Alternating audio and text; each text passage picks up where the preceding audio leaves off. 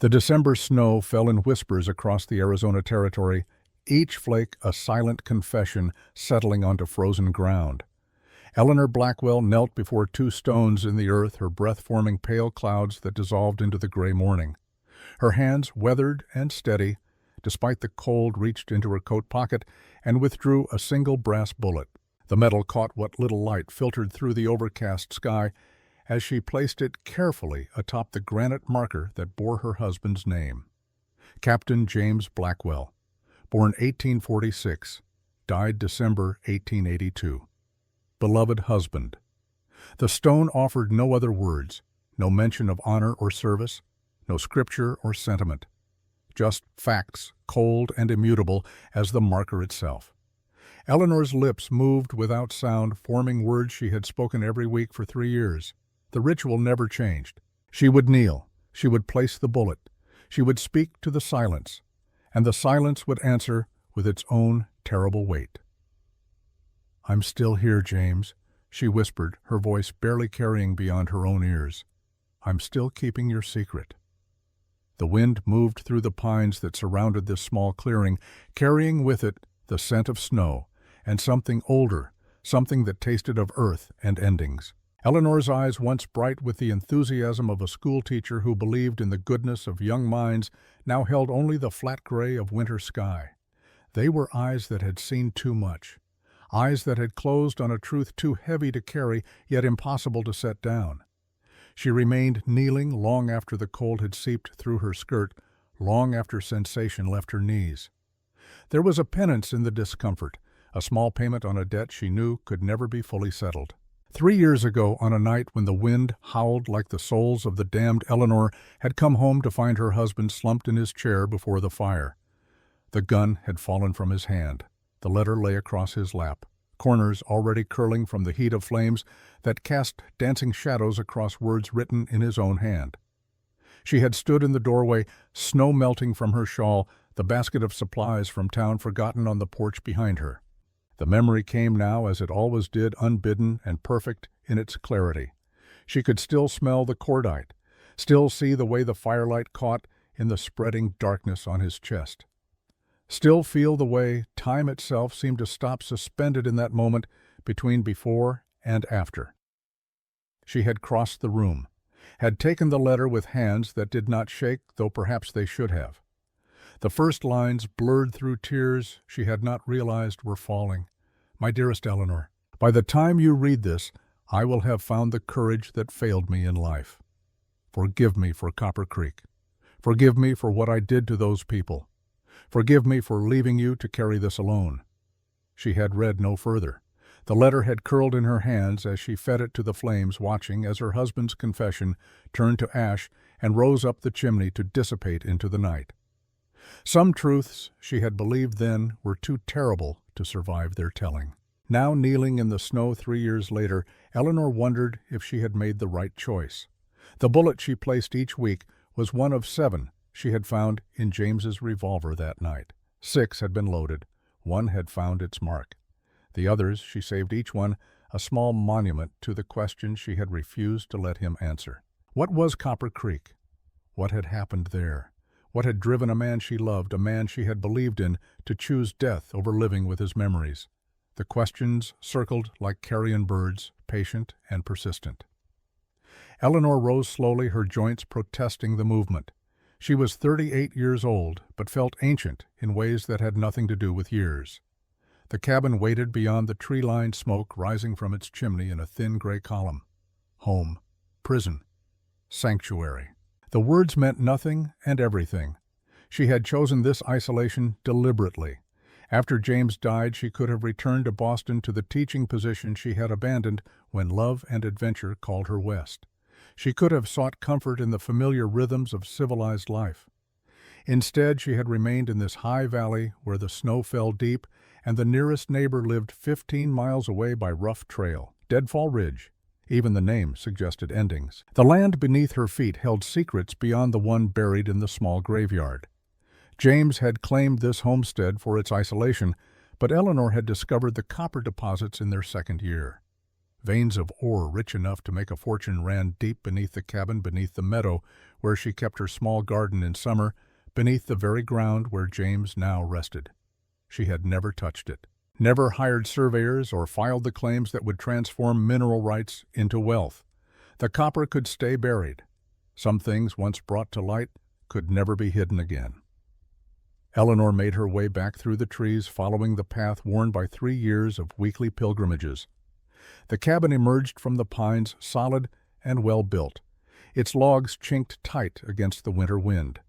James had constructed it with the same meticulous care he brought to everything he touched. Every corner square, every joint fitted perfectly. A home built to last. Only as she approached did the true nature of the homestead reveal itself to the careful observer. The stones lining the path were not merely decorative. Each one marked a trigger point in the elaborate system James had installed in his final year. Pressure plates buried beneath innocent-looking earth. Tripwires concealed in shadow. Deadfalls positioned to contain rather than kill, but contain with absolute certainty.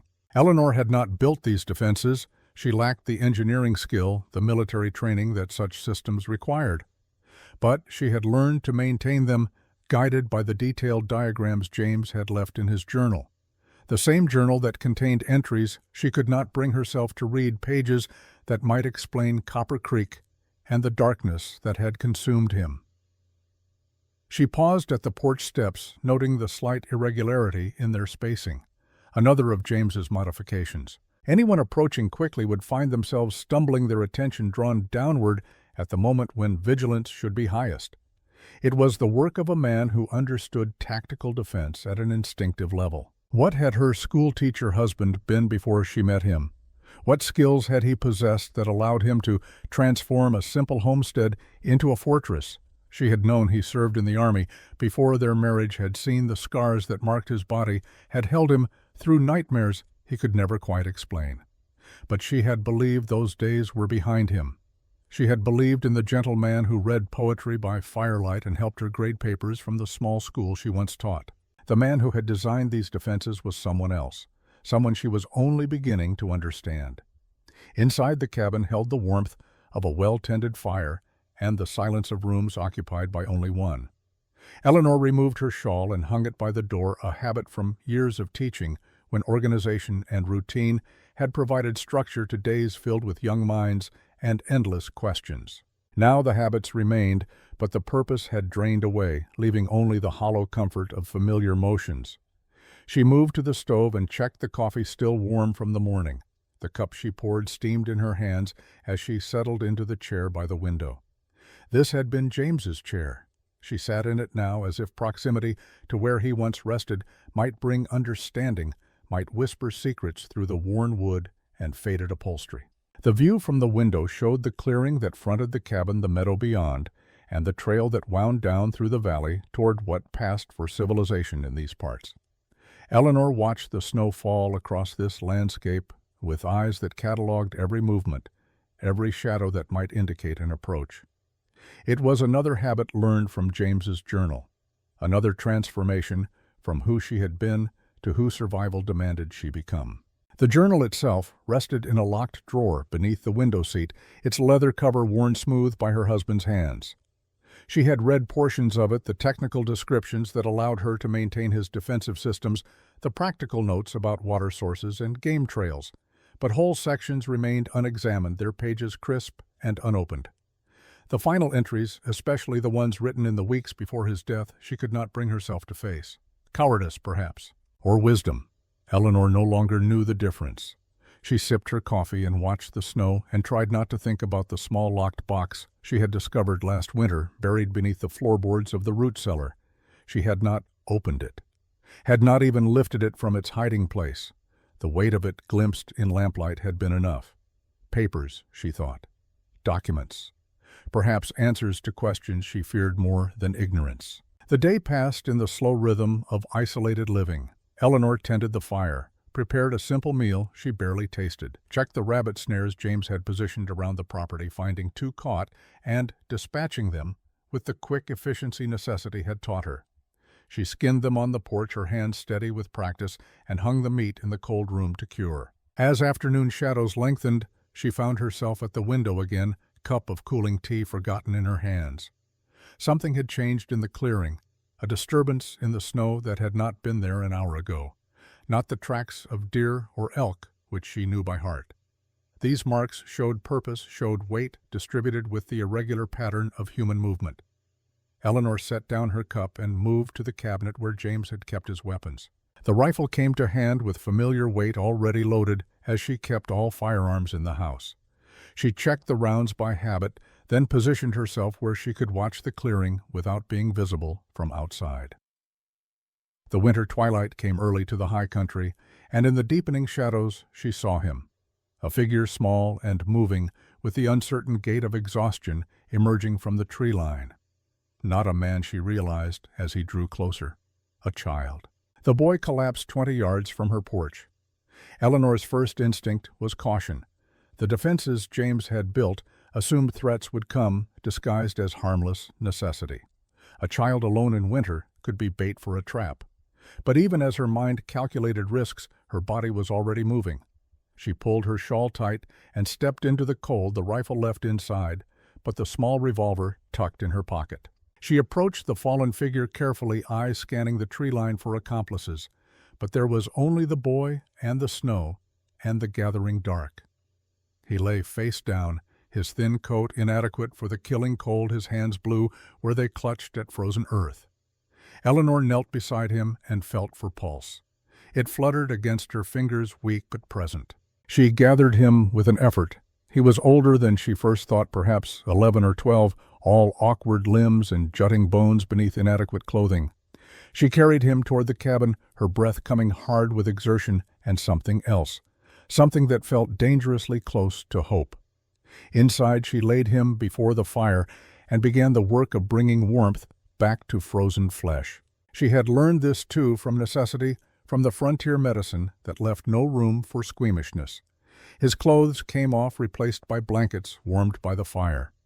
She chafed his hands and feet, watching for the dangerous flush of frostbite.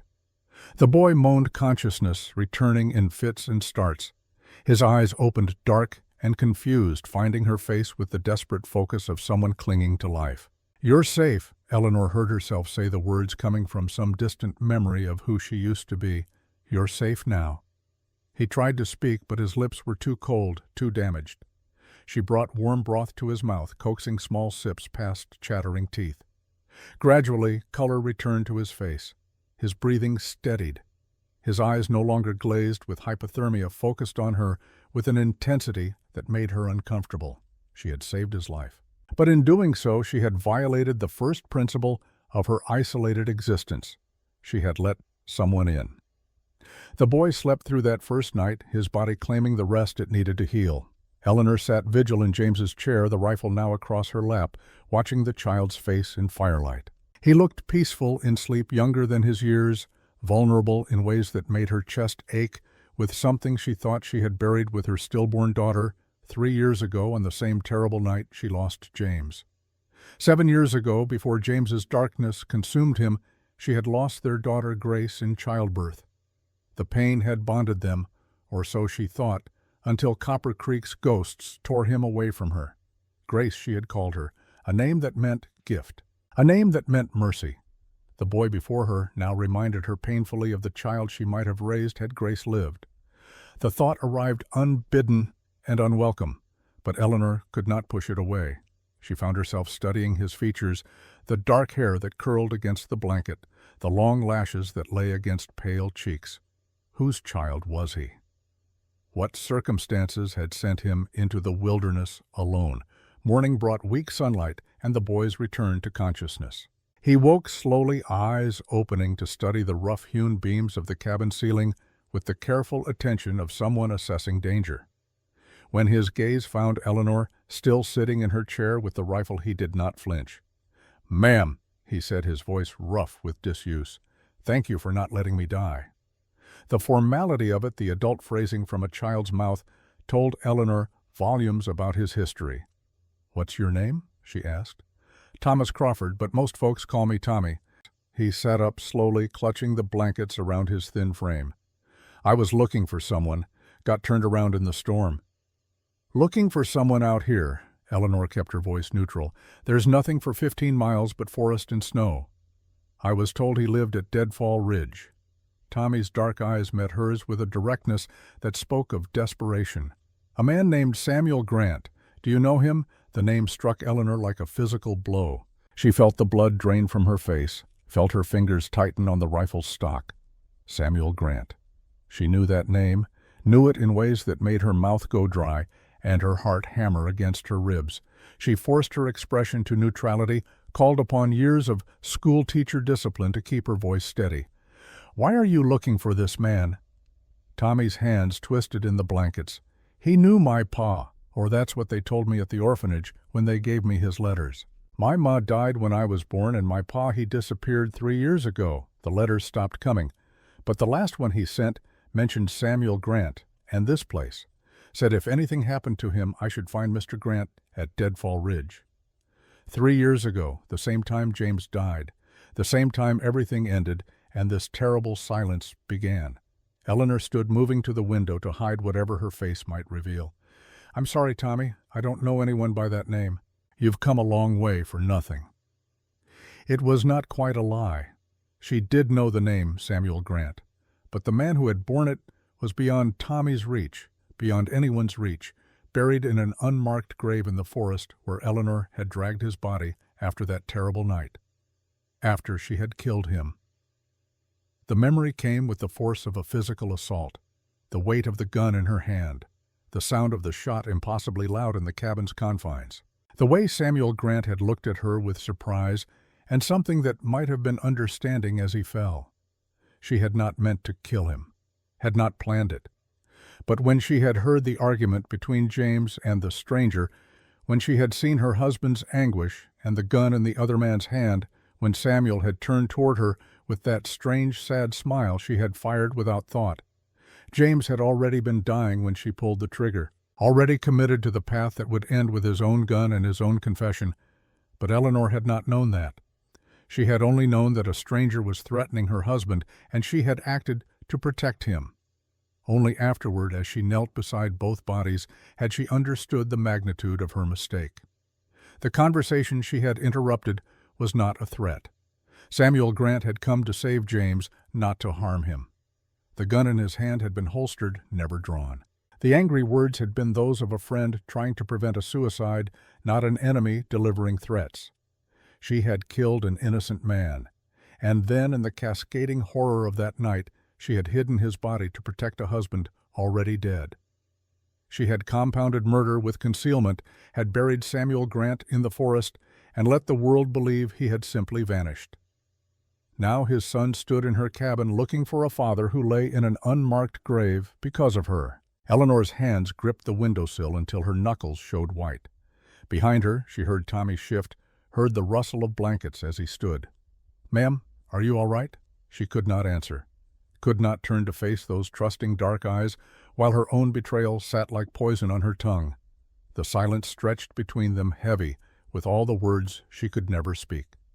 Finally she managed, "You should rest another day before traveling. The snow's too deep to go anywhere safely right now." It was a reprieve, not a solution, but it was all she could offer. The day passed in awkward domesticity. Tommy, once warmed and fed, proved himself useful. He insisted on helping, despite Eleanor's protests, bringing in wood for the fire, checking the water barrel, performing small tasks with the automatic competence of someone long accustomed to making himself needed. Eleanor watched him work and felt her guilt multiply with each passing hour. He was a good boy, polite without servility, quiet without being withdrawn. The kind of child she had once taught, had once believed she might raise.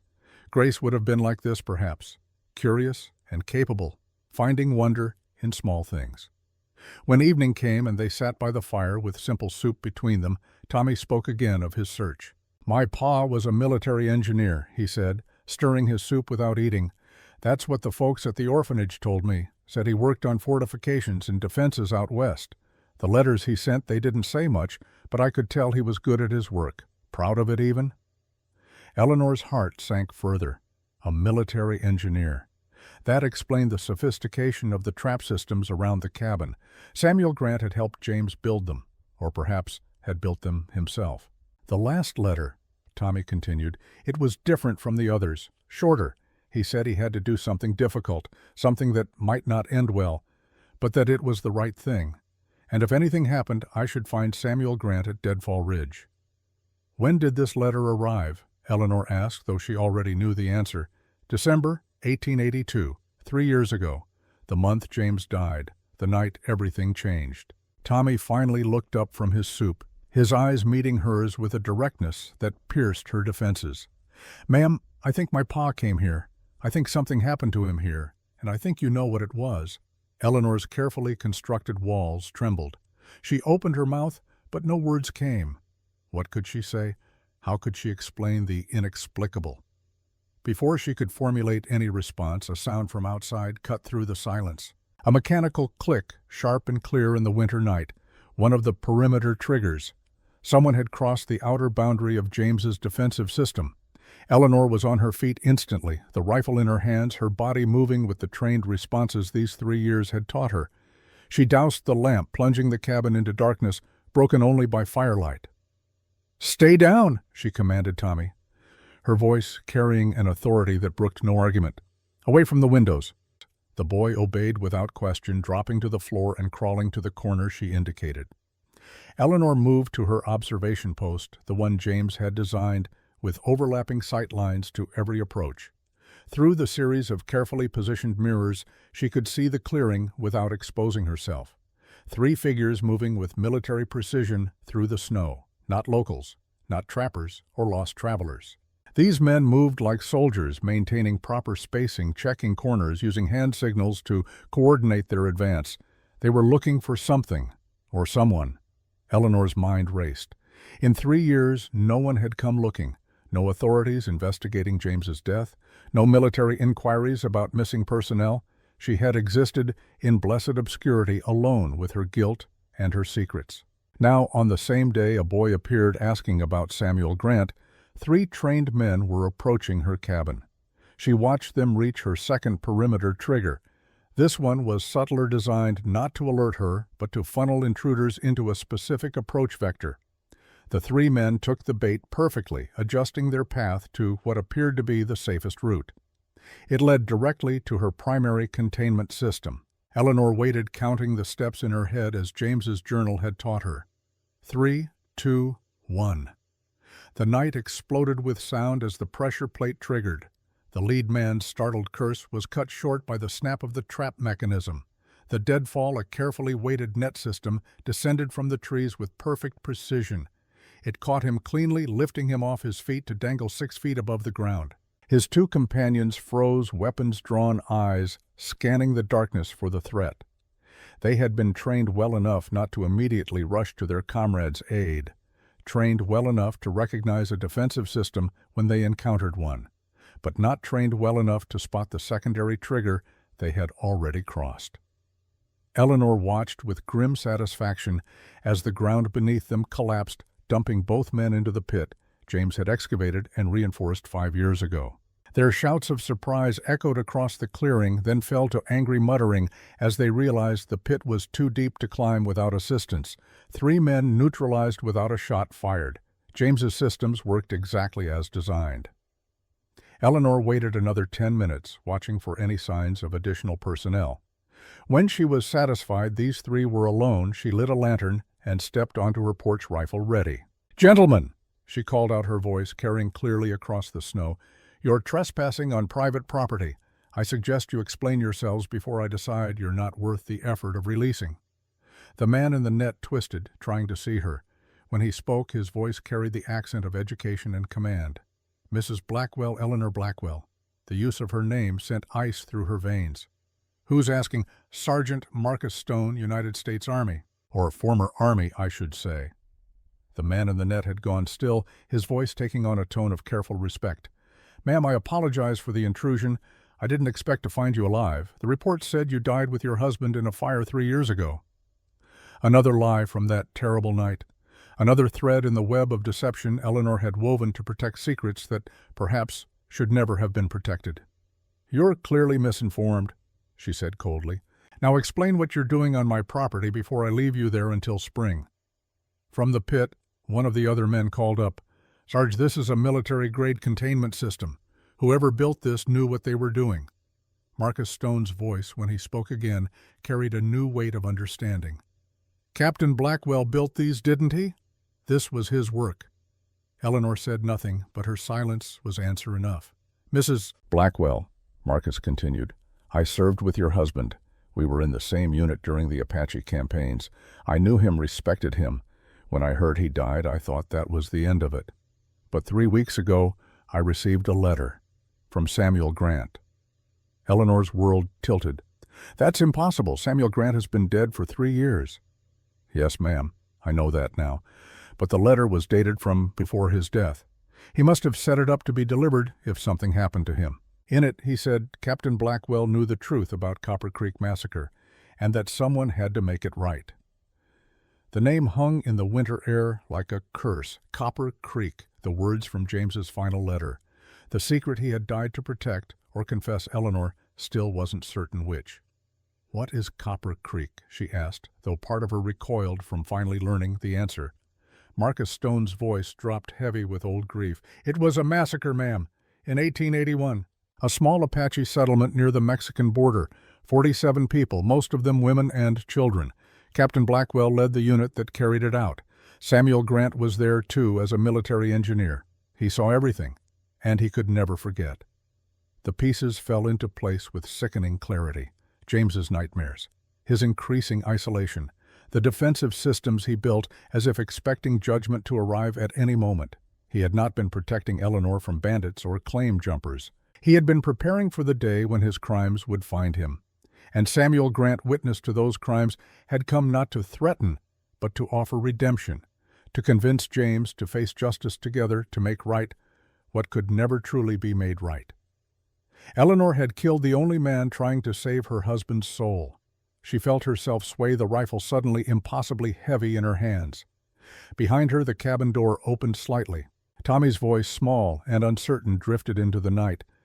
"Mrs. Blackwell, is everything all right?" Marcus Stone twisted in his net, trying to see the cabin. "Who else is there?" Eleanor's mind worked frantically. Tommy could not learn that Samuel Grant was dead, could not learn that his father's body lay somewhere in these woods because of her. She had to protect the boy from that knowledge, even as her own guilt threatened to crush her. "Just a boy who got lost in the storm," she said, her voice steadier than she felt. "He has nothing to do with this." "A boy?" Marcus's tone shifted, became more urgent. "What's his name?" Eleanor hesitated, but Tommy answered for himself, stepping onto the porch despite her gesture to stay back. "Thomas Crawford, sir. I'm looking for Samuel Grant. He was a friend of my pa's." The silence that followed was absolute. Even the wind seemed to hold its breath. Finally, Marcus Stone spoke, his voice rough with emotion. "Son, what was your father's name?" "Samuel Grant, sir." Another long pause. Then Marcus said quietly, "God help us all. You're Samuel's boy." Eleanor felt the world narrow to a single point of terrible clarity. The boy on her porch, the man in the net, the two in the pit, all of them connected by threads of history and blood to the body she had buried in the forest, all of them unknowing witnesses to her guilt. Tommy's voice rose with desperate hope. "You know my pa. You know where he is." Marcus Stone looked at Eleanor, and even in the darkness and distance, she could feel the weight of his gaze. He knew she realized, or suspected. The timing, the circumstances, the defensive systems built by Samuel Grant and James Blackwell together. A man of Marcus Stone's experience could add those elements and reach an inescapable conclusion. "Mrs. Blackwell," he said carefully, "I think we need to talk, all of us, about what really happened 3 years ago." Eleanor's hands tightened on her rifle. She could shoot him now, shoot them all, 3 more bodies to bury, 3 more secrets to keep. But Tommy stood on the porch behind her, and she could not kill a man in front of the son of the man she had already killed. The web she had woven was collapsing. The silence she had maintained for 3 years was finally breaking. She lowered her rifle. "Come down at dawn," she said, her voice empty of everything but exhaustion. "I'll release you then, and I'll tell you everything you want to know." She turned and walked back to the cabin, past Tommy's confused face, past the questions she could see forming on his lips. Inside, she bolted the door and leaned against it, feeling the full weight of 3 years' guilt finally crushing down upon her. In the corner, James's journal waited in its locked drawer. In the root cellar, the small box of evidence lay hidden. In the forest, Samuel Grant's body rested in its unmarked grave. And in her heart, the truth she had buried with him finally demanded its reckoning. Outside, she heard Marcus Stone calling instructions to his men, heard them settling in for a cold night, accepting her terms because they had no choice. They would wait for dawn, wait for answers. And Eleanor, standing in the cabin where her husband had died and her daughter had been born, stillborn, knew that dawn would bring the end of her silence, the end of her secrets, the end of everything she had tried to protect. She looked at Tommy, who watched her with those dark eyes so like his father's, and felt her carefully constructed world crack completely apart. "I'm sorry," she whispered, though whether to the boy, to Samuel Grant's memory, or to her own lost innocence she could not say. The fire burned low. The snow continued to fall. And in Deadfall Ridge, the truth that had been buried for 3 winters finally began its resurrection. Dawn came reluctantly to Deadfall Ridge, as if the sun itself hesitated to illuminate what the night had hidden. Eleanor stood at her window, a cup of coffee cooling in her hands, watching the first gray light touch the clearing where 3 men waited in the cold. She had not slept, had not even tried. The hours between midnight and morning had stretched like years, each minute weighted with the knowledge that her carefully guarded silence would soon be broken. Behind her, Tommy slept on a pallet near the fire, his breathing deep and even with the thoughtless peace of youth. She envied him that peace. Knew it would not survive the day. Eleanor set down her cup and pulled on her heavy coat. The rifle she left by the door. Whatever was coming, bullets would not solve it. She had learned that lesson 3 years ago, when a single shot had created more problems than a lifetime of silence could contain. The snow crunched beneath her boots as she crossed to where Marcus Stone hung in his net, his 2 companions still trapped in the pit beyond. The sergeant looked worse for his night of exposure, his face pale with cold, his lips tinged blue.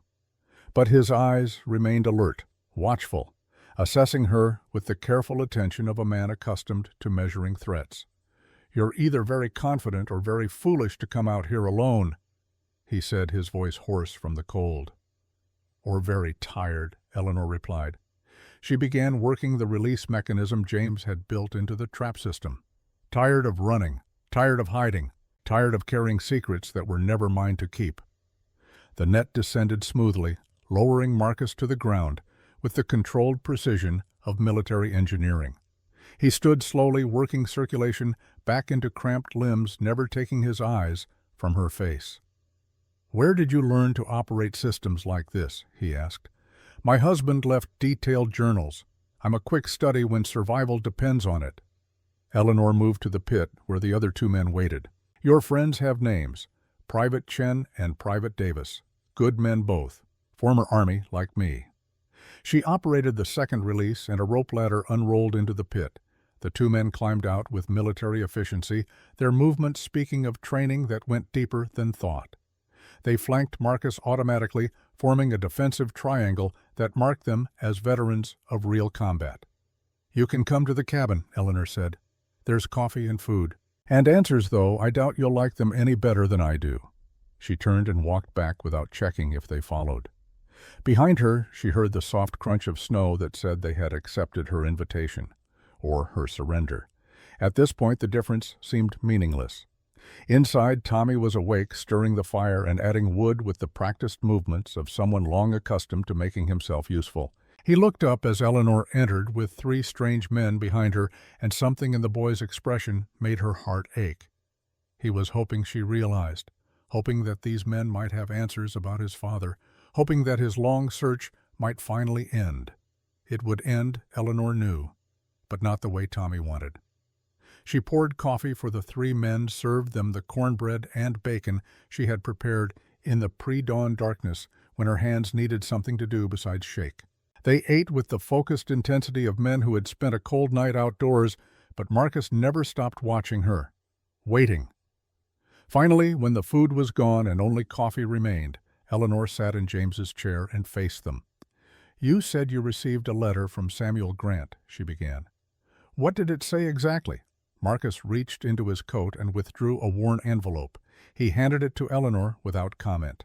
The paper felt fragile in her hands, as if the words it contained were too heavy for mere paper to bear. She read in silence. Samuel's handwriting was precise, each letter formed with the careful attention of an engineer accustomed to clarity. The date at the top made her stomach clench. December 15th, 1882, 3 days before that terrible night. Marcus, the letter began, "If you're reading this, then I'm likely dead, and James Blackwell may be as well. I need you to understand what happened at Copper Creek because someone has to make it right. Someone has to speak for the 47 people who can't speak for themselves anymore." The letter went on to detail the massacre with clinical precision, the orders that came from Colonel Harrison Wade, later Senator Wade, the false intelligence about Apache hostilities that justified a military response, the reality of what James's unit found when they arrived, a peaceful settlement of families, not warriors. And what happened next? Eleanor's hands trembled as she read Samuel's account. Women shot while trying to shield their children, old men executed as they knelt in prayer, the systematic destruction of a people whose only crime was existing on land that contained silver deposits Colonel Wade wanted to claim. James had led the attack, had given the orders, had pulled the trigger himself more than once. Samuel's letter did not flinch from these facts, but it also detailed what came after. James's increasing horror as he understood what he had done, his nightmares, his descent into a guilt that consumed him from within. "I tried to convince him to go to the authorities together," Samuel wrote, "to face what we had witnessed, what he had done. James refused. He said he would protect me, that I had a son to think about, that my testimony alone might be enough to bring Wade to justice. But I know the truth. James is planning to kill himself, and I can't let him die alone with his guilt.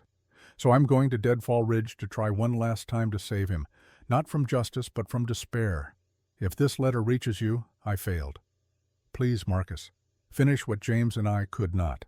Make Copper Creek mean something." Eleanor looked up to find Marcus watching her with eyes that held sympathy and something harder. Judgment, perhaps? Or simply the cold assessment of a man who had seen too much to be shocked by human weakness. "Samuel went to save your husband," Marcus said quietly. "Not to threaten him, not to blackmail him, to save him." "I know," Eleanor whispered. The admission cost her everything, but it was also a relief to finally speak it aloud. "I know that now, but I didn't know it then." Tommy had gone very still by the fire. Eleanor could feel his attention, could sense the questions building behind his careful silence. But it was Marcus who spoke next. "What happened that night, Mrs. Blackwell?" And so Eleanor told them. Told them about coming home to find James slumped in his chair, the gun on the floor, the letter burning in his hand. Told them about Samuel Grant arriving moments after, about the argument she had heard but not understood, about the gun in her hand and the terrible mistake she had made. "I thought he was threatening James," she said, her voice flat with exhaustion. "I didn't know James was already dying, didn't know he had taken poison before Samuel arrived. I just saw a stranger with a gun, and I heard my husband in distress, and I acted without thinking." "Where is he?" Marcus asked. "Where did you bury Samuel?" "In the forest, half a mile east of here. I'll show you." "And your husband?" "The report said you both died in a fire." "I started that fire. Burned everything I could to make it look like we had died together. I thought if everyone believed we were dead, the questions would stop. The investigation would end. I could protect James's memory and hide what I had done to Samuel." She looked at Tommy, then forced herself to meet those dark eyes that held his father's intensity. "I killed your father, Tommy, not because he was bad, not because he deserved it, but because I was frightened and foolish and I didn't understand what was really happening. I've lived with that guilt every day since. It's why I stayed here alone, why I never touched the copper beneath this land, why I put a bullet on my husband's grave every week, because I took something that could never be returned, and there's no penance sufficient for that." The silence that followed was absolute. Even the fire seemed to quiet, as if the world itself held its breath, waiting for Tommy's response. The boy stood slowly. His face had gone pale, making his dark eyes seem even larger. He looked at Eleanor for a long moment, then walked to the door and out into the snow without a word. Eleanor moved to follow, but Marcus caught her arm. "Let him go," he said gently. "He needs time to process this. We all do." Chen, who had been silent throughout, spoke for the first time. The boy went east, toward the tree line. "He'll find his father's grave," Eleanor said. "I marked it. Nothing formal, just a cairn of stones. I couldn't leave him completely unmarked." Davis stood and moved to the window, his military training evident in the way he checked sight lines and approaches. "Sergeant, we have movement. 2 riders on the south ridge." Marcus was at the window in an instant, his body tense with sudden alertness. Eleanor joined them, following Davis's pointing finger to where 2 figures sat their horses at the edge of visibility. "They're not trying to hide," Chen observed. "They want us to see them." "Which means they're not alone," Marcus said grimly. "Standard military reconnaissance. They're spotting for a larger force." Eleanor felt ice settle in her stomach. "Who would send men here? The Army." "Are you still investigating Copper Creek?" "No." Marcus's voice was tight. "My investigation is unofficial, personal. The Army closed the Copper Creek file years ago, classified the whole incident, and buried it deep." He turned to look at her with new urgency. "But you said James's letter mentioned Colonel Wade. He's Senator Wade now, a powerful man with political ambitions. If word got out about Copper Creek, it would destroy him." "You think he sent those men?" "I think Samuel's letter wasn't the only one with delayed delivery. I think someone knew he was planning to expose Wade, and they've been waiting to see if anyone would follow up." Marcus was already moving, checking his weapons with practiced efficiency. "How many defensive positions do you have around this property?" "James built 5 containment systems. You found 2 of them last night." Eleanor's mind was racing, calculating odds and outcomes with a speed that surprised her. "But they're designed for small numbers. If Wade sent a professional team, then we need to prepare for a siege." Marcus looked at his 2 men. "Chen, check the perimeter. I want to know how many we're facing. Davis, inventory our weapons and ammunition. Mrs. Blackwell, I need to see your husband's defensive plans. All of them." Eleanor moved to the locked drawer and retrieved James's journal. She had never read the tactical sections in detail, had only studied enough to maintain the systems. Now she spread the pages on the table, revealing diagrams and calculations that spoke of a brilliant military mind applied to defensive engineering. Marcus studied them with growing respect. "Your husband was expecting something like this. These systems aren't designed to kill, they're designed to contain and delay. He was buying time." "Time for what?" "For evidence to reach the right people." Marcus looked up at her with sudden intensity. "Mrs. Blackwell, your husband didn't just leave defensive systems. He left insurance. Somewhere in this cabin there's proof of what happened at Copper Creek. Proof that implicates Wade. That's what Samuel was coming to collect. That's what Wade's men are here to destroy." Eleanor's breath caught. The box. The locked box in the root cellar that she had never opened. "Follow me," she said. The root cellar was accessed through a trapdoor in the kitchen floor. Eleanor descended the ladder with Marcus close behind their lamps, casting dancing shadows on earthen walls. The space was larger than it appeared from above, extending beneath the entire cabin in a network of storage chambers that James had excavated with the same meticulous care he brought to everything. Eleanor led Marcus to the furthest chamber, where a section of wall looked no different from the rest. She counted stones from the corner, pressed 3 in sequence, and watched as a hidden panel swung open to reveal a small cavity.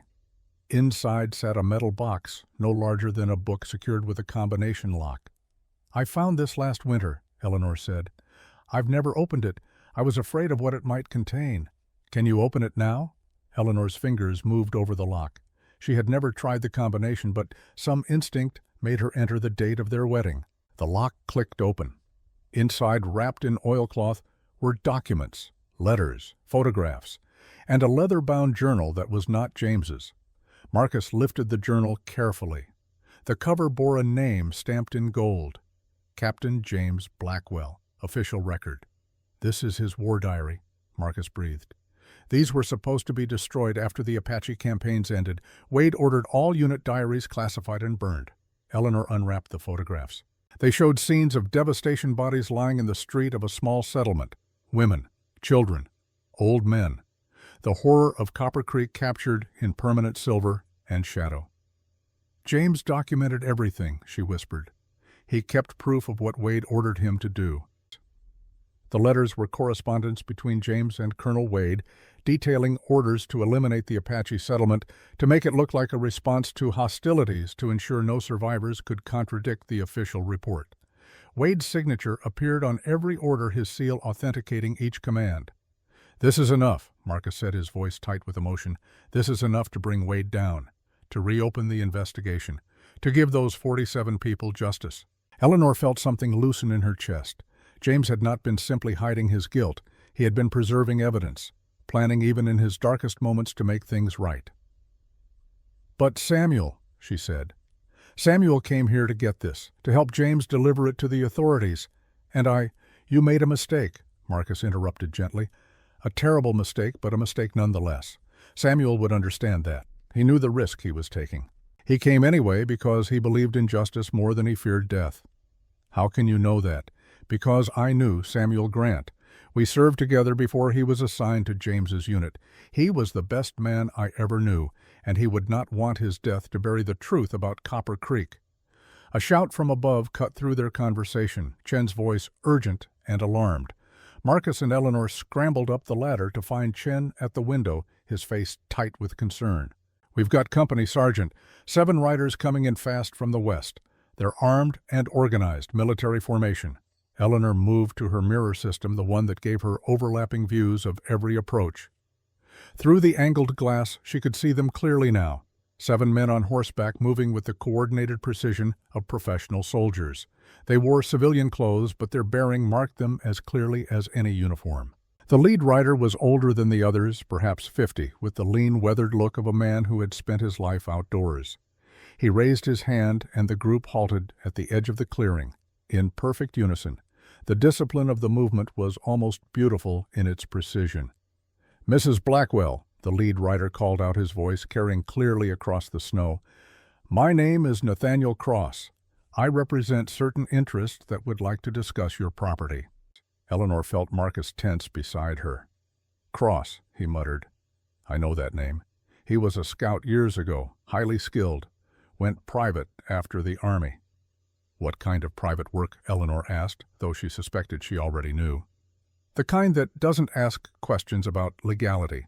If Wade hired Cross, he's not here to negotiate." Cross called out again. "I understand you've had some excitement here. Federal men asking questions about old history. That's unfortunate. My employer would prefer that history stay buried. I'm authorized to offer generous compensation for your cooperation." "And if I don't cooperate," Eleanor called back, "then I'm afraid things become significantly less pleasant for everyone involved." Marcus was studying the men through the mirror system. "They're good. See how they're positioned, covering all the approaches we might use to escape. But they don't know about your husband's defensive systems yet. The traps won't hold 7 trained men for long. We don't need long. We need time to get this evidence somewhere safe." Marcus turned to Davis. "You're the fastest rider. Can you make it to the territorial governor's office in Santa Fe? 3 days hard riding, Sergeant. Then you leave now. Take the evidence, ride like hell, and don't stop for anything." Eleanor shook her head. "They'll see him leave. They'll run him down. Not if we give them something else to focus on." Marcus smiled grimly. "Your husband built these systems to delay and contain. Let's see how well they work against professionals." He moved to the table where James's diagrams lay spread out. "According to these plans, your husband integrated multiple layers of defense. The outer perimeter has detection systems. The middle ring has containment traps. But there's a third layer, isn't there? Something more serious." Eleanor nodded slowly. "James called them the deterrent systems. I've never activated them. They're designed to do more than contain." "Show me." She pointed to a section of the diagram that showed the southern approach, the one Cross and his men would likely use if they decided to attack. James had installed a series of spring-loaded mechanisms there, hidden beneath innocent-looking ground. When triggered, they would release a barrage of wooden stakes angled to strike at horse height. "It won't kill them," Eleanor said. "James designed everything to incapacitate, not eliminate, but it will stop a charge. That's all we need." Marcus looked at his men. "Davis, get ready to ride. Chen, you and I will activate the perimeter systems. Mrs. Blackwell." "Where's the boy?" Eleanor's heart clenched. In the chaos, She had forgotten about Tommy. He went east, toward his father's grave. Then we need to get him back here, now. Marcus was already moving toward the door. If Cross decides to take hostages... The sound of a gunshot cut through his words, not close but not far enough away. From the east, where Tommy had gone. Eleanor was moving before thought, grabbing her rifle and plunging out into the snow. Behind her, she heard Marcus shouting orders, but the words meant nothing. Tommy was out there, and if Cross's men had found him, she ran through the forest following the path she knew by heart. The path to Samuel Grant's unmarked grave. Snow caught at her skirts, branches tore at her face, but she did not slow. Could not slow. She burst into the small clearing to find Tommy standing over the cairn of stones that marked his father's resting place. The boy held a revolver in both hands, pointed at a figure who stood with his hands raised. One of Cross's men, younger than the others, with a face that still held the softness of relative youth. "Tommy," Eleanor said carefully, her rifle trained on the stranger. "What happened?" "He was following me," Tommy said, his voice surprisingly steady for someone holding a gun for what was likely the first time. "I heard him, waited behind a tree. When he came close enough, I took his gun." "Smart boy," the young man said. His accent marked him as Eastern educated. "No need for anyone to get hurt here. I was just scouting, that's all." "Scouting what?" Eleanor demanded. "Cross wants to know the layout, how many people are in the cabin, what kind of resistance we might face." He looked at Tommy with something that might have been respect. "Didn't expect to find a kid with that much sand." "This is my pa's grave," Tommy said quietly. Nobody was going to disturb it. The young man's expression shifted, something uncomfortable crossing his features. "Your pa?" "This here, Samuel Grant. He was a good man, a hero." Tommy's voice broke slightly on the last word. "And Mrs. Blackwell killed him." Eleanor flinched, as if struck. The words spoken aloud in daylight felt even more damning than they had in the cabin's confession. "That true?" the young man asked her. "Yes," Eleanor said simply. "I killed him. It was a mistake, but that doesn't change what I did." "And you've been living here alone ever since, with that on your conscience. Alone seems like the least I deserve." The young man studied her for a long moment, then looked back at Tommy. "Son, I don't know what happened here 3 years ago, but I do know that Cross and the rest, they're not here for justice or truth. They're here to bury things, make sure certain people's reputations stay clean. If that means burying you and her and anyone else who knows too much, they'll do it without losing sleep." "Why are you telling us this?" Eleanor asked. "Because I signed on thinking this was a simple property dispute. Cross said we were just here to convince a widow to sell her land. But I've been listening to the talk. I know what Copper Creek was, and I'm not about to help cover up the murder of 47 innocent people." He lowered his hands slowly. "Name's Garrett. I was Army 2 couple years back. Got out when I realized the brass cared more about politics than honor. Cross offered good money for simple work, but this ain't simple anymore." Marcus appeared at the edge of the clearing, his rifle ready. He took in the scene, his tactical mind clearly processing the dynamics. "He's telling the truth," Tommy said. "I can feel it." "Feelings ain't reliable in situations like this," Marcus said, but he lowered his rifle slightly. "Still, we could use another gun if you're offering it." Garrett nodded. "I'm offering. Cross has 6 men besides me, all experienced, but they don't know about your defensive systems yet. I can tell you how they're planning to approach." "Why should we trust you?" Eleanor asked. "Because my ma raised me to know right from wrong. And helping Wade cover up Copper Creek is wrong. Whatever happened between you and Samuel Grant, that's between you and God. But those 47 people deserve better than to be forgotten because a senator wants to protect his career." Marcus made a decision. "All right. But if this is a trick..." "It's not," Garrett said simply. "I'll prove it. Cross is planning to move at dusk. He thinks darkness will give him advantage. He's wrong, isn't he? That's when your traps work best." Eleanor nodded slowly. James had designed every system with night operations in mind, with mechanisms that relied on sound and movement rather than sight. "Then we have until dusk to prepare," Marcus said, "and to get Davis clear with the evidence." They moved back through the forest together, an unlikely alliance forged by necessity and moral conviction. Tommy walked close to Eleanor, not touching, but not distant either. The boy's presence was a physical ache, a reminder of what she had taken and could never return. When they reached the cabin, Marcus gathered everyone for a tactical briefing. Davis was packed and ready, the metal box secured in his saddlebags. Chen had completed his perimeter check and reported back with confirming intelligence that matched Garrett's account. 6 men besides Garrett, Chen said, all armed with modern rifles. They're setting up a camp just beyond the South Ridge. 1 man is staying with the horses. The other 5 will come at dusk from multiple angles. Eleanor spread James's diagrams on the table. If we activate systems here, here, and here, we can funnel them into these zones. The traps will contain 3, maybe 4 of them, but at least 1 or 2 will get through. Then we make our stand in the cabin, Marcus said. It's defensible. Good sight lines, Mrs. Blackwell, did your husband prepare any interior defenses? Eleanor thought of the modifications James had made to the cabin itself. The reinforced shutters, the narrow firing ports disguised as decorative elements, the fact that the chimney could be blocked to fill the surrounding area with smoke. He turned the cabin into a fortress, she said. We can hold it for a while, but not indefinitely. We don't need indefinitely. We just need until Davis reaches Santa Fe. Marcus looked at his man. 3 days. Can you do it? I'll do it or die trying, Sergeant. Don't die. Get there. Get the evidence to Governor Martinez. Tell him everything. He's an honest man. He'll act on it. Davis nodded and moved toward the door. Eleanor stopped him, reached into her pocket, and withdrew the letter Samuel Grant had written to Marcus. Take this too, she said. It's Samuel's testimony, in his own words. His son deserves to know his father died trying to do the right thing. Tommy looked up at her, his dark eyes unreadable. You're helping bring justice for Copper Creek, even though it means admitting what you did to my pa. I owe your father at least that much, Eleanor said quietly. I can't give him back his life, can't undo my mistake, but I can make sure his death meant something. The boy's expression softened slightly. Not forgiveness, Eleanor knew. She did not deserve forgiveness and would not insult Tommy by expecting it, but perhaps the beginning of understanding, perhaps the recognition that people could be both guilty and trying to do better.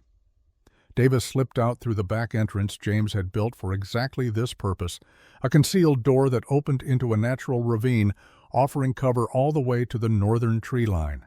They watched through the mirrors as he moved, saw him reach his horse, saw him mount and ride north with the controlled speed of someone balancing urgency with the need for stealth. Cross's men did not react. They were focused on the cabin on the front approaches. Davis had a clear path, at least for now. Now we wait, Marcus said.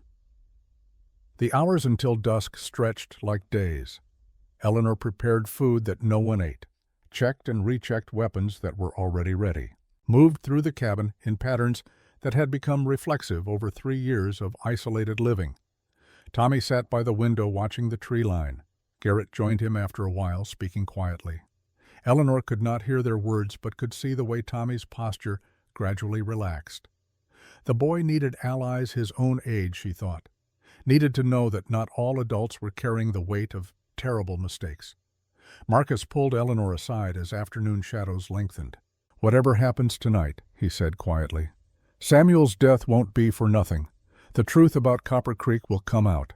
Wade will face justice, and you'll have to face consequences too. I can't protect you from that. I don't want protection, Eleanor said. I want to do the right thing even if it's years too late. Your husband felt the same way, in the end. Marcus held up James's journal. I've been reading his entries from those last weeks. He was planning this, planning to expose Wade, planning to turn himself in. Samuel was coming to help him do it, and I killed the only person trying to save him. You didn't know. That has to count for something. Does it? Eleanor looked out at the gathering darkness. I acted out of fear and ignorance.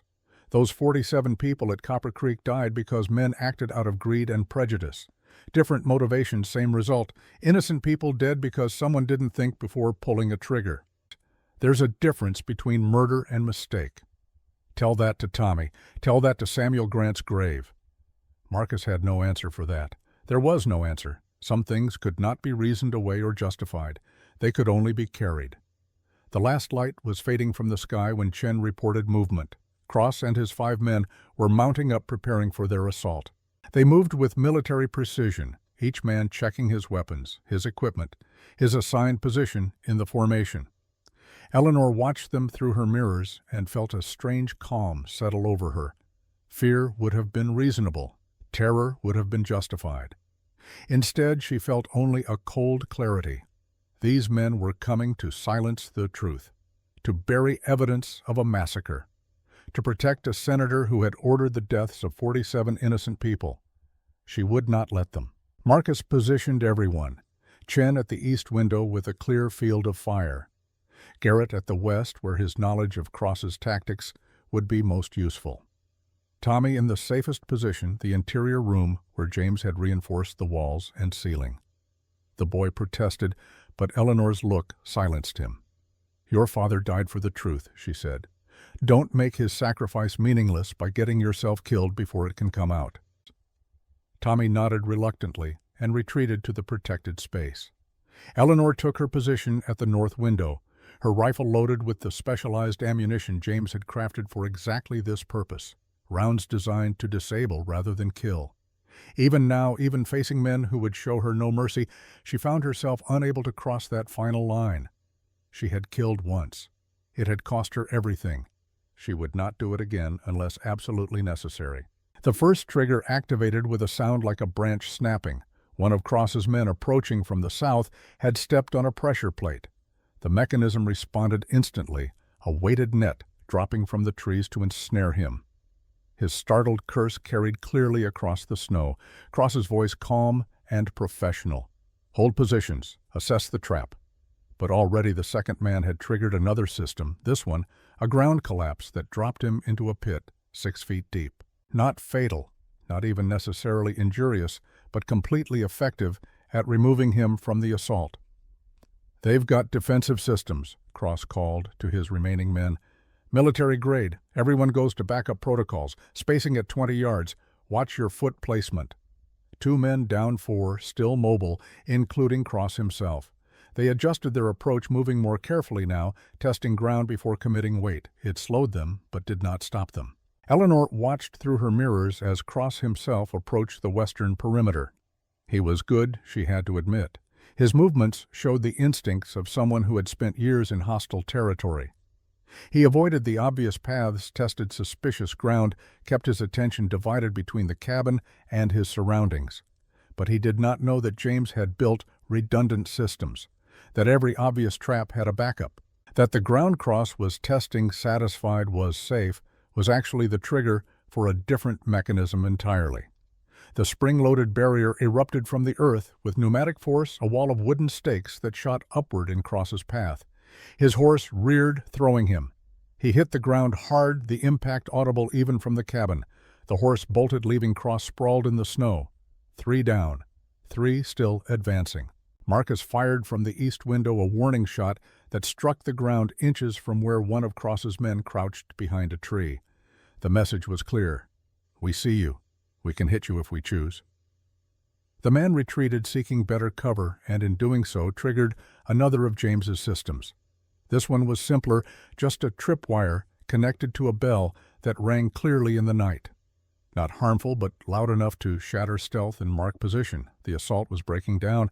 What should have been a coordinated strike by experienced men had become a series of isolated struggles against an enemy they could not see, fighting defenses they could not predict. Cross, back on his feet despite the fall, called for retreat. Pullback reform at the rally point. His remaining men obeyed with the disciplined response of professionals. They withdrew in good order, covering each other, moving to retrieve their trapped companions. Eleanor could have fired, could have picked off at least one, but she held her shot. They were beaten for now. That was enough. In the cabin, Marcus allowed himself a tight smile. "Your husband knew his business. That was textbook defensive engineering. He learned it in hell," Eleanor said quietly. "Copper Creek taught him what men were capable of when they followed wrong orders. He made sure no one would follow wrong orders here." Tommy emerged from the interior room, his face pale but determined. "They'll come back, won't they? This isn't over." "No," Marcus agreed. "This isn't over." Cross works for Wade. He won't give up just because the first assault failed. He'll regroup, reassess, come at us differently." "How long until he tries again?" Garrett asked. "Until tomorrow night at earliest. He needs daylight to scout our defenses properly now that he knows they exist. And his men need rest. That fall Cross took, he'll be feeling that. He's not a young man anymore." Eleanor moved to secure the cabin checking locks and reinforcements. Outside, she could hear Cross's men collecting their injured companions, could hear the low murmur of conversation as they discussed what had gone wrong. Part of her wanted to feel triumph at their defeat. Instead, she felt only exhaustion. How many more times would she have to defend this ground? How many more times would men come seeking to bury truth beneath violence? James had prepared for siege, but even the best defenses eventually failed. Eventually, the attackers found a way through. She looked at Tommy, who had returned to his window post despite the immediate danger passing. The boy stared out into darkness, his profile so like his father's that it made her heart ache. He was brave, she thought. Braver than she had been. Facing terrible truths about his father's death, about the world's casual cruelty, and still standing, still fighting. She owed him the same courage. Owed him the truth complete and unvarnished, no matter what it cost her. "Tommy," she said quietly, "come sit with me." The boy turned, surprise evident in his dark eyes. He had not expected kindness from her, did not know what to do with it. "Please," Eleanor added, "there are things you need to know. About your father. About that night. About who I really am." He came slowly settling onto the bench opposite her chair. Marcus and the others gave them space, moving to other parts of the cabin to maintain watch while granting them privacy. Eleanor took a breath and began to speak. Told Tommy everything. About James's nightmares. About finding him dead. About Samuel arriving in the darkness. About the moment, the terrible moment, when fear and misunderstanding had led her to pull a trigger. "Your father came to save James," she said, her voice steady despite the tears on her cheeks. "Not to hurt him, not to threaten him. Samuel was trying to convince James to turn himself in to face justice for Copper Creek together. He thought if they both testified, they could bring down the man who had ordered the massacre. Senator Wade." Tommy listened in silence, his young face grave with concentration. "But I didn't know any of that," Eleanor continued. "I heard angry voices, saw a stranger with a weapon near my dying husband, and I reacted. I murdered your father out of ignorance and fear." "Why are you telling me this?" Tommy asked finally. "Because you deserve to know the truth, all of it. Not the version I tell myself to sleep at night, but the real truth. Your father was a hero. He was trying to do the right thing, and I killed him for it." Tommy was quiet for a long moment. When he spoke, his voice was smaller, younger than it had been. "Pa used to write me letters before he stopped. He'd tell me about his work, about the places he'd seen, but mostly he'd tell me about doing what was right, even when it was hard. He said that's what made someone a good man, not never making mistakes, but facing them when you did." Eleanor waited, knowing there was more. "You made a mistake," Tommy said slowly. "A really bad one, but you're facing it now, helping to get the truth out about Copper Creek. Helping to stop Senator Wade. That's what Pa would want. Not revenge, justice." "I don't deserve your understanding," Eleanor whispered. "Maybe not. But Pa's not here to speak for himself, so I have to decide what I think he'd want, and I think he'd want his death to mean something, to help stop Wade, to give those 47 people justice." Tommy met her eyes directly. "I'm not saying I forgive you, Mrs. Blackwell. I don't know if I can, but I'm saying I understand why you're doing this now, why you're helping." It was more grace than Eleanor had any right to expect. She nodded, unable to speak past the tightness in her throat. They sat together in silence as full darkness settled over Deadfall Ridge. Outside, Cross and his men made camp visible fires marking their position. Inside, Eleanor and her unlikely allies prepared for whatever would come next. But for this moment, this single moment, Eleanor felt something she had not felt in 3 years. Not forgiveness, which she knew she would never earn, not redemption, which remained impossibly distant, but something smaller and perhaps more precious. The beginning of honest reckoning. The first step on a long path toward making terrible wrongs somehow impossibly slightly less wrong. It was not much. But for a woman who had lived in silence for so long, it was everything. Night settled over Deadfall Ridge with the weight of judgment itself. Eleanor stood at her window, watching the fires burning in Cross's camp on the South Ridge. 7 distinct points of flame marked positions around her property, a constellation of threat that spoke to professional military planning. Behind those 7 visible fires, she knew waited more men. Reinforcements that Cross had called in after his first assault failed. The cabin held an uneasy quiet. Marcus and Chen spoke in whispers near the eastern wall, their voices carrying the clipped efficiency of soldiers preparing for battle. Garrett sat with Tommy by the fire, the young mercenary, teaching the boy how to check a rifle's action, how to clear a jam, how to stay calm when fear demanded panic.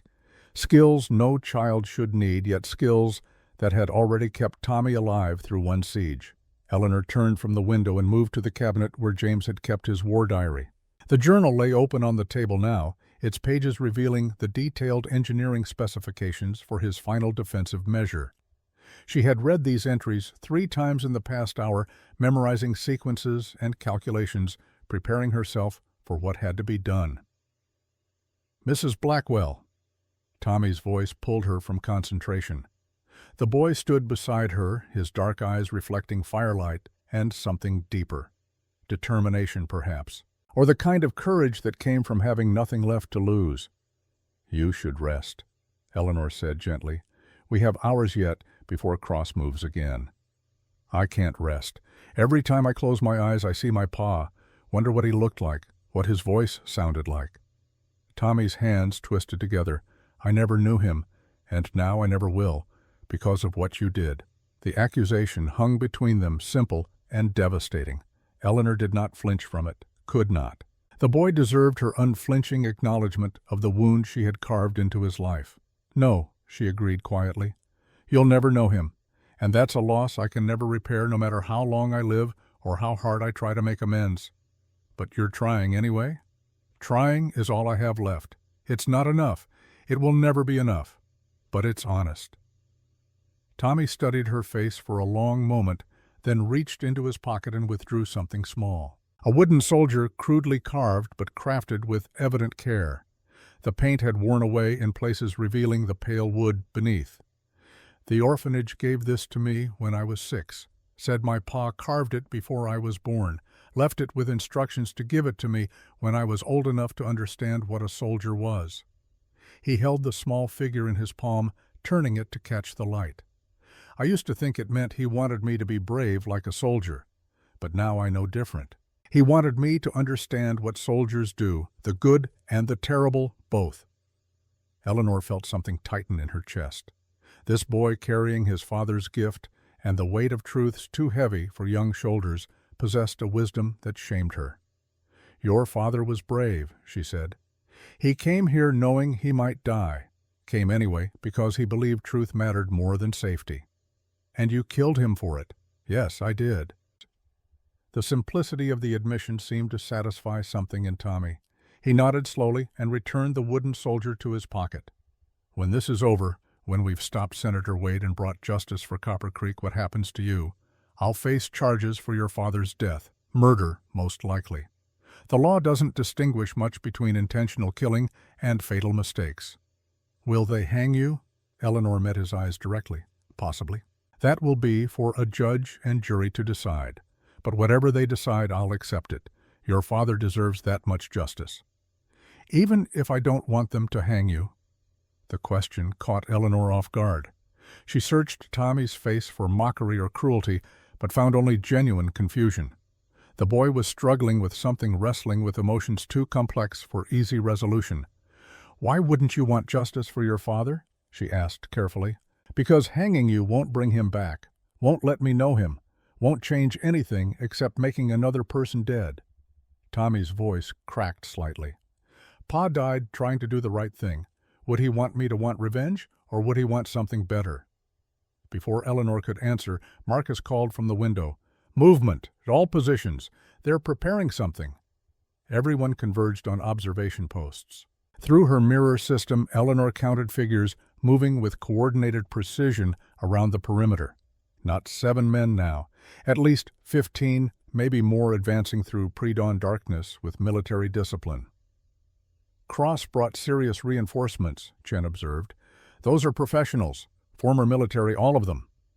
Which means Wade is getting desperate, Marcus said grimly. He knows Davis has reached Santa Fe by now, knows the evidence is in play. This is his last chance to silence us before the truth spreads too far to contain. Eleanor's mind calculated rapidly. 15 men against their 5, one of whom was an 11-year-old boy. The defensive systems James had built would slow. The attackers might contain a few, but would not stop a force this size and this well-trained, unless she activated the final measure, the one James had prepared for exactly this scenario. She moved to the trapdoor leading to the root cellar, her decision made. Marcus, you and Chen hold the perimeter as long as possible. Make them think we're preparing for a conventional defense. Garrett, you're with me. We're going below to implement James's final system. The collapse. Garrett's face paled slightly. You're certain? We're out of options and out of time. Eleanor turned to Tommy, kneeling so their eyes were level. Listen carefully. In a few hours, this entire hillside is going to come down. The cabin will drop into a protected cavity James built beneath us. There's a reinforced room in the back where you'll be completely safe. But you have to stay there. No matter what you hear, no matter what happens, you stay in that room. Do you understand? Tommy's jaw set with stubborn determination. I understand, but I'm not hiding while everyone else fights. You're not hiding. You're surviving. Someone has to live to tell the truth about what happened here, about your father, about Copper Creek. That's not cowardice, Tommy. That's carrying the most important mission of all. The boy's eyes glistened, but he nodded. I'll stay. I promise. Eleanor embraced him quickly, fiercely, then stood and descended into the darkness below with Garrett following close behind. The cavity beneath the cabin was exactly as James's diagrams had described. A natural chamber enlarged by careful excavation, its ceiling supported by 23 massive timber columns positioned with mathematical precision. Each column bore a number carved into its base. Each number corresponded to a specific sequence in James's removal plan. We have to weaken them in order, Eleanor explained, holding the diagram to lamplight. Cut here, brace there, prepare the entire structure before removing the final trigger column.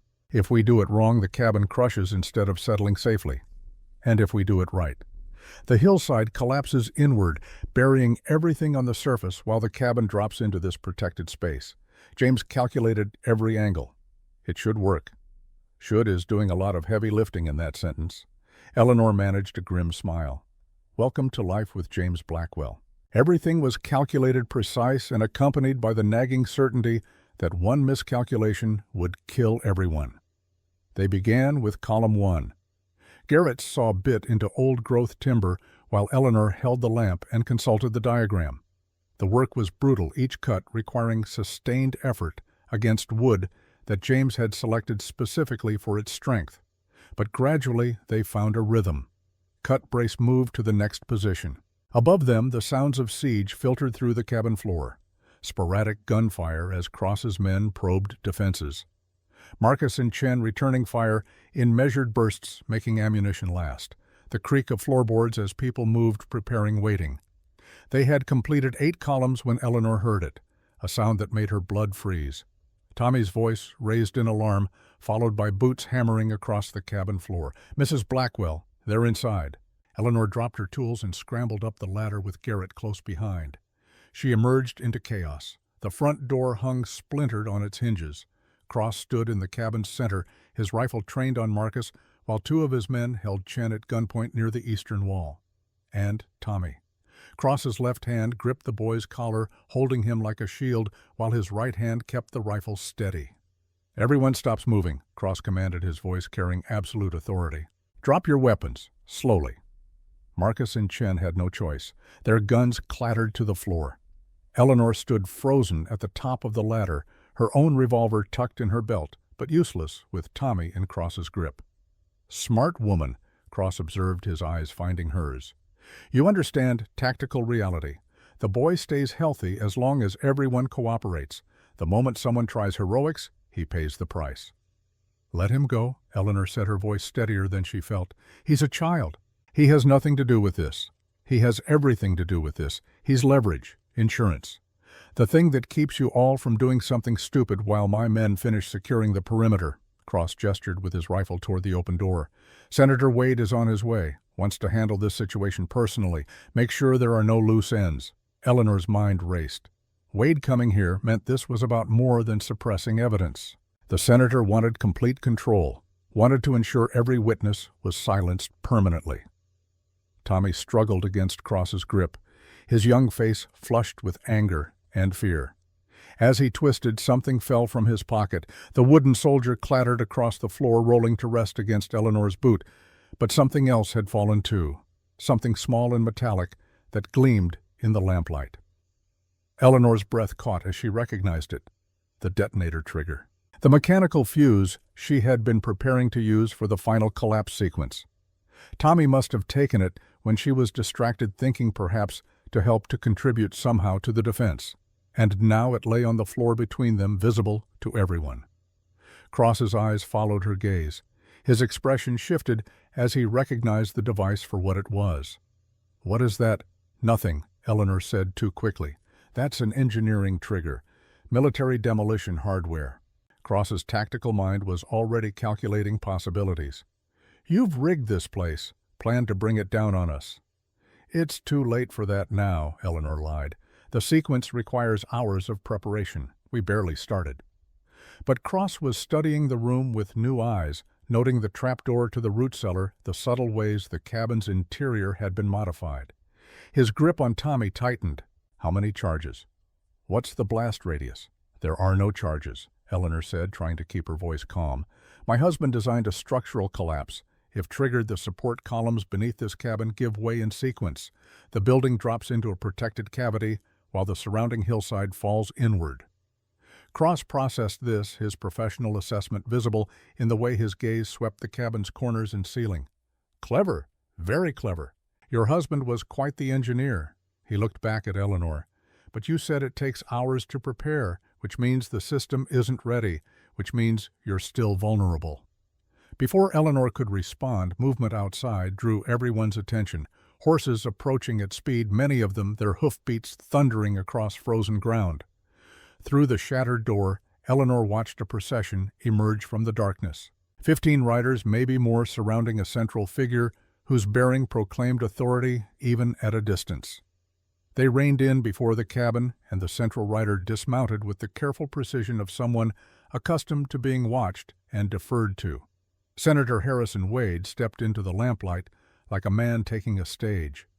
He was perhaps 58, silver-haired and distinguished, wearing a long coat that spoke of Eastern tailoring and significant wealth. His face held the practiced warmth of a politician, though his eyes remained cold and calculating. "Mrs. Blackwell," he said, his voice carrying the cultured tones of education and privilege. "What a pleasure to finally meet you, though I confess I rather hoped you had died in that fire 3 years ago. Would have saved everyone considerable trouble." Eleanor said nothing. Her attention split between Wade's armed escort spreading out to secure the area and Tommy still held tight in Cross's grip. Wade surveyed the cabin's interior with evident distaste. "Quite the fortress your late husband built. Captain Blackwell always did have a talent for defensive positions. Pity he never learned when to simply follow orders and avoid complications." He turned his attention to Marcus. "Sergeant Stone. Still playing at justice and righteousness, I see. Some men never learn that the world runs on power, not principles." "Some of us remember our oaths," Marcus replied evenly, "to protect and serve, not to murder civilians for mineral rights." Copper Creek. Wade's expression didn't change, but something dangerous flickered in his eyes. That unfortunate incident was handled according to military necessity. Hostile forces threatening American interests required decisive response. "They were families," Eleanor said, her voice cutting through Wade's political deflection. "Women, children, old men, 47 people who never threatened anyone. You ordered their execution to clear land for mining claims. I ordered military action based on intelligence provided by field commanders." Wade's tone remained pleasant, reasonable. "If that intelligence proved flawed, the responsibility lies with those who provided it. Captain Blackwell, for instance." "James refused to lie for you," Eleanor said. "He documented everything, every order you gave, every directive to eliminate witnesses. Samuel Grant saw it all, testified to it all, and you've spent 3 years trying to bury that truth." Wade smiled, and the expression held no warmth whatsoever. "Bury is such an appropriate word given present circumstances.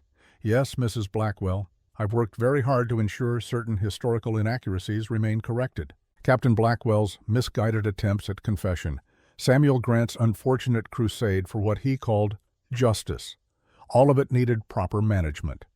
He gestured to Cross and the armed men surrounding the cabin. "Which brings us to tonight's unpleasantness. I had hoped Mr. Cross could resolve this quietly. A simple property transfer, perhaps a regrettable accident. But you've proven remarkably difficult to eliminate, so I've come personally to ensure the job gets done properly." Eleanor felt her throat tighten.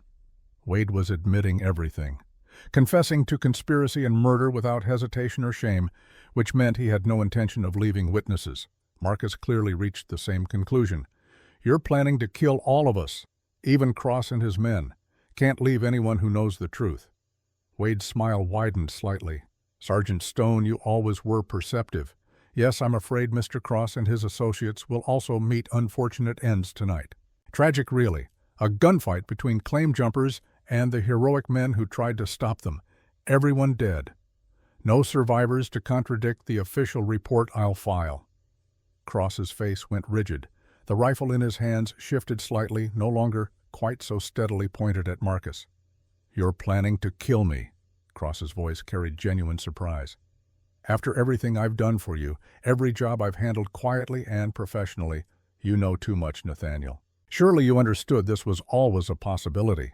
Loose ends create problems. I've built my career on eliminating problems before they become crises." The tension in the cabin crystallized into something sharp and dangerous. Cross stood at the center of it, his professional loyalty crumbling as he realized Wade's betrayal. His grip on Tommy loosened slightly as his mind recalculated every assumption about his employer. Marcus saw the opening and moved with veteran speed. His hand dropped toward the revolver at his belt, drawing in one smooth motion. But Wade's men were faster. 2 rifles cracked simultaneously. Marcus stumbled backward, red blooming across his shoulder and side. He collapsed against the wall, his gun falling from nerveless fingers. Chen dove for cover, reaching for his own weapon, but more shots drove him back. The cabin erupted into chaos as everyone sought protection from the sudden storm of gunfire. Eleanor threw herself toward Tommy, desperate to shield the boy from the violence. But Cross still held him, pulling him toward the door, even as his own men realized Wade's betrayal and began turning their weapons in confusion. "Enough!" The shout cut through the chaos. Marcus, bleeding but conscious, had somehow retrieved his revolver and now held it pressed against his own temple. "Everyone stop shooting, or I blow my own brains out right here." The bizarre threat worked through pure unexpectedness. Wade's men hesitated, unsure how to respond to a hostage who threatened himself. In that moment of frozen confusion, Marcus continued, "Mrs. Blackwell, tell them about the evidence. Tell them what we sent to Santa Fe." Eleanor understood instantly. Marcus was creating a scenario, buying time, forcing Wade to doubt his position of absolute control. "Private Davis left 2 days ago," she called out, her voice carrying authority despite her fear. "He's carrying complete documentation of Copper Creek, Captain Blackwell's war diary, photographs, correspondence between you and James, everything needed to prove you ordered the massacre." Wade's expression flickered calculation, replacing certainty. "You're bluffing. If you had such evidence, you would have used it years ago." "We found it," Marcus said, his voice strained with pain but steady. "In the root cellar. James Blackwell was smarter than you gave him credit for. He documented everything, and we copied it all." From his pocket, Marcus withdrew something small and black. A camera compact, and clearly designed for covert documentation.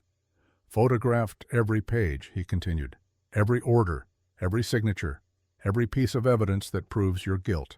And before Cross breached our defenses, we sent those photographs to the territorial governor in Santa Fe." Wade's face went pale. Not with fear, Eleanor realized, but with rage. The kind of cold fury that came from a plan unraveling despite meticulous preparation. "When?" he demanded. "When did this alleged courier leave?" 3 days ago," Eleanor lied smoothly. understanding now what Marcus was creating. Private Chen rode out the back route while Cross was busy with his first assault.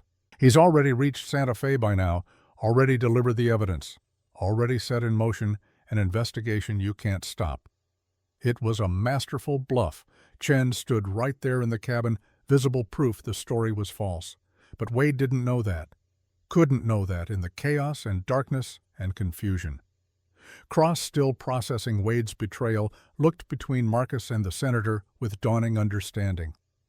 "You're telling me there's no point to any of this?" he asked Wade. "The evidence is already out there. Everything I've done for you was pointless." "He's lying," Wade snapped. "An obvious deception to buy time." "Maybe." Cross's rifle swung away from Marcus, now pointed at Wade. "But you just admitted you were planning to kill me anyway, so maybe I don't much care if he's lying or not. Maybe I care more about not being your cleanup problem." The shift in allegiance was palpable. Cross's men professionals, who had signed on for money and simple work, found themselves caught between a senator who planned to murder them and a widow who offered at least the possibility of survival. Wade sensed the change and adjusted tactics with politician's instinct. "Mr. Cross, there's been a misunderstanding. I never intended—" The gunshot cut through his words. Not from Cross, though his finger had been tightening on the trigger. The shot came from outside from one of Wade's men who had moved to flank Cross's position. Cross staggered, a red stain spreading across his chest, but even wounded, his rifle tracked toward Wade with professional precision. His finger tightened on the trigger. The bullet took Wade high in the shoulder, spinning him around and dropping him to the cabin floor. His cry of pain triggered immediate response from his guards, who opened fire on Cross and his men without hesitation. The cabin became a killing ground. Bullets splintered wood and shattered glass. Men shouted and cursed and died in the confined space. Eleanor threw herself over Tommy, shielding him with her body as the world dissolved into violence and chaos. Through the madness, she saw Garrett moving toward the trapdoor, saw him disappear below, understanding what needed to be done. The collapse had to be triggered now, while everyone was distracted, while the chaos provided cover. She needed to help him, needed to complete the sequence James had designed, but Tommy was beneath her, and she could not leave him exposed to the gunfire.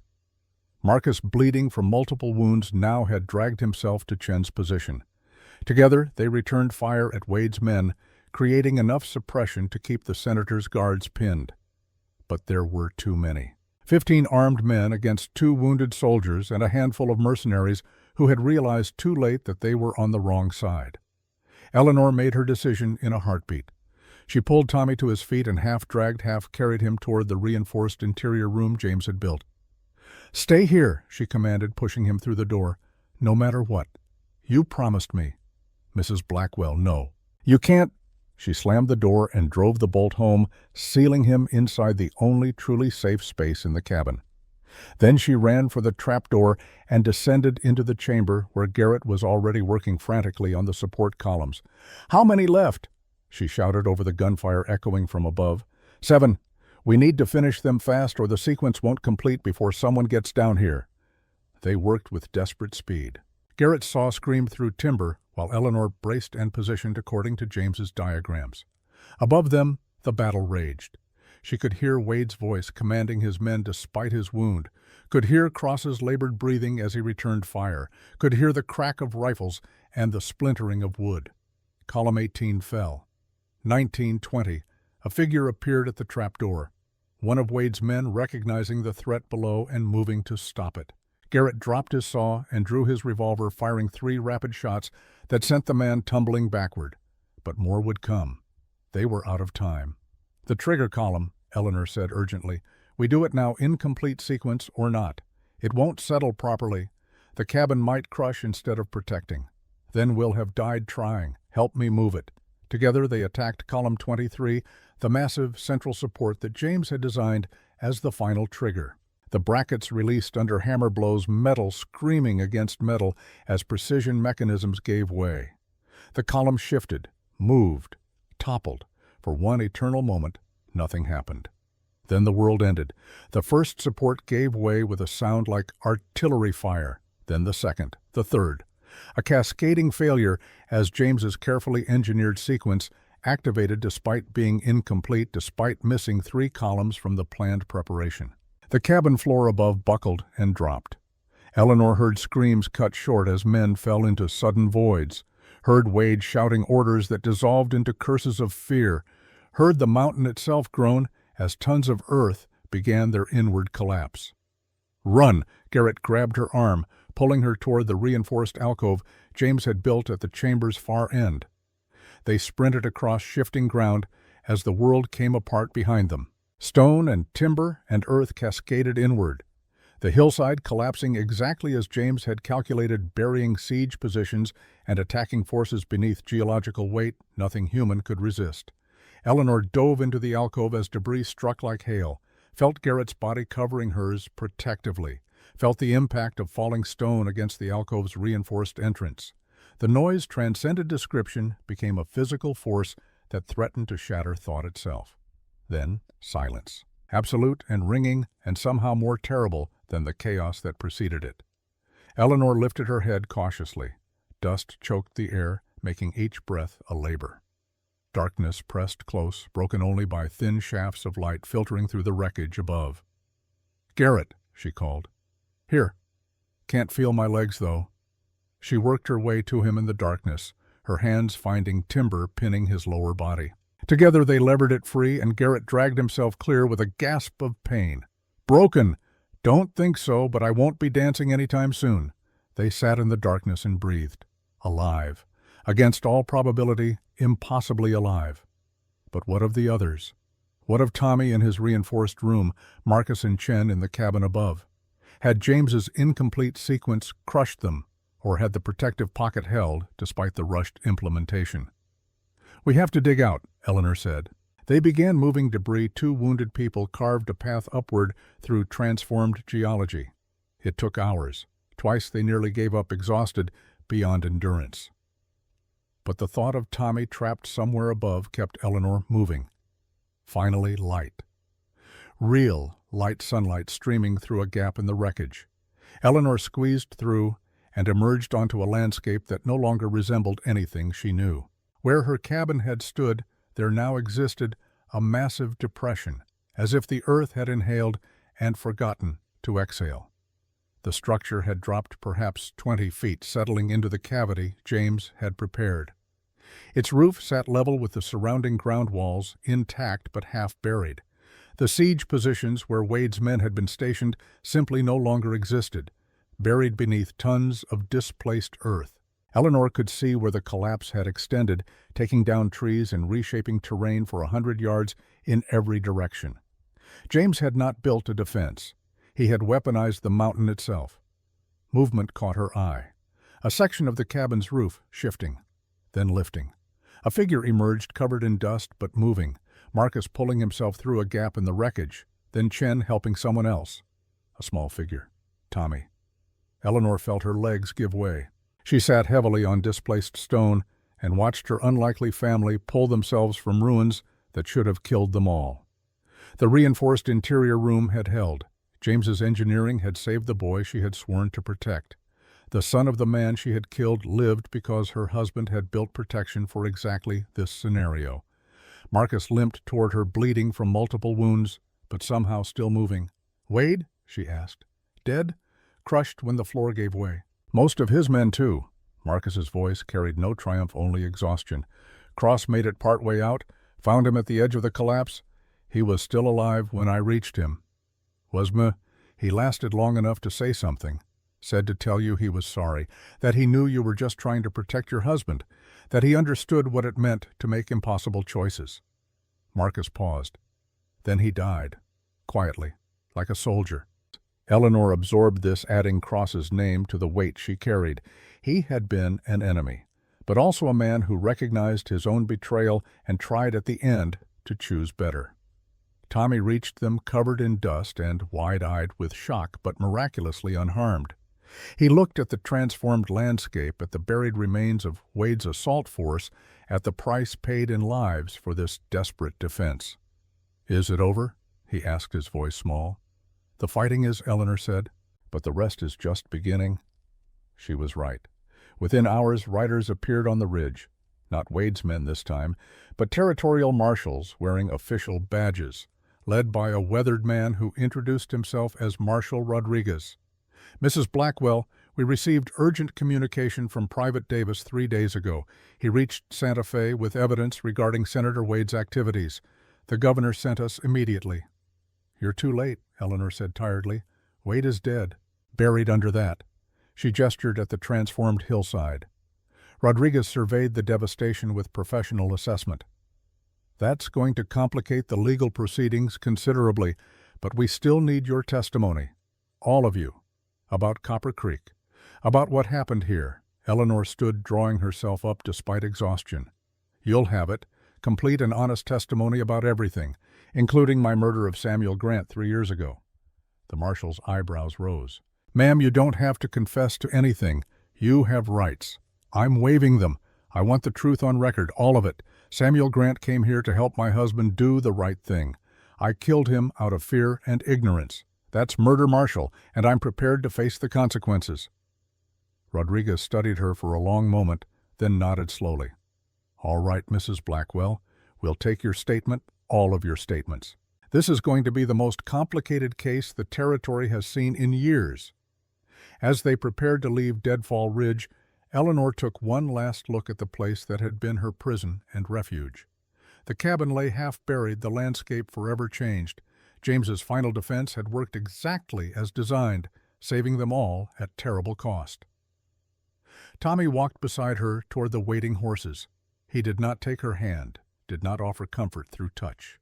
But his presence, his willingness to walk alongside the woman who had killed his father, spoke of something more valuable than forgiveness, understanding perhaps, or simply the recognition that people could be both guilty and honestly trying to make amends. "Mrs. Blackwell," he said as they reached the horses, "after the trial, after everything, what will you do? That depends on what the judge decides. But whatever happens, I'll spend whatever time I have left trying to honor your father's memory, trying to be worthy of the sacrifice he made." He'd want the truth told, about Copper Creek, about what Senator Wade did, about why 47 people died. "Then that's what we'll do. Together, you and I. We'll make sure those people are remembered. Make sure their deaths weren't meaningless." Tommy nodded slowly. Then with visible effort, he reached out and took her hand. Not forgiveness, but acceptance, connection, the beginning of something that might eventually approach healing. They rode down from Deadfall Ridge as the sun climbed higher, burning away the dust and chaos of the night.